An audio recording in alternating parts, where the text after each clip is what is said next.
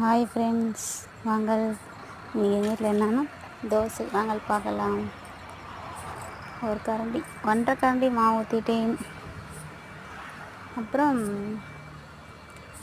இன்றைக்கி சட்னி என்னன்னா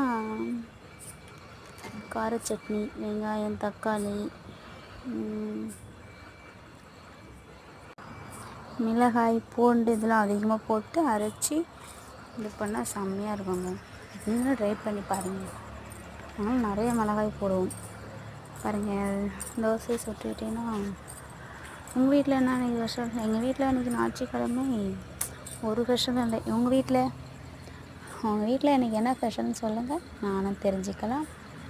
அப்படியே கமெண்டில் மெசேஜ் போட்டு போங்க. ஓகே பாருங்கள், எண்ணெய் ஊற்றிட்டேன்.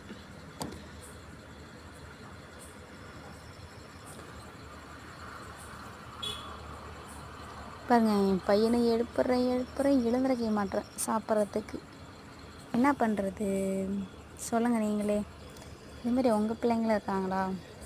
பாருங்கள், கொஞ்சம் சாப்பிட்டு கொஞ்சம் வாயை துடைக்காமல் தூங்கிட்டோம்.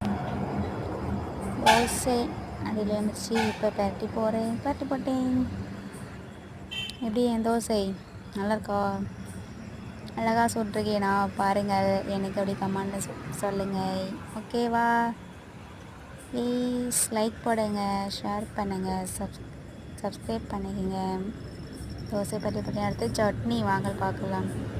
சட்னி அந்தாண்ட பச்சை பயிர் ஊற வச்சதா, அதை முளை கட்டி நம்ம சாப்பிட்டா உடம்புக்கு நல்லது. Okay bye.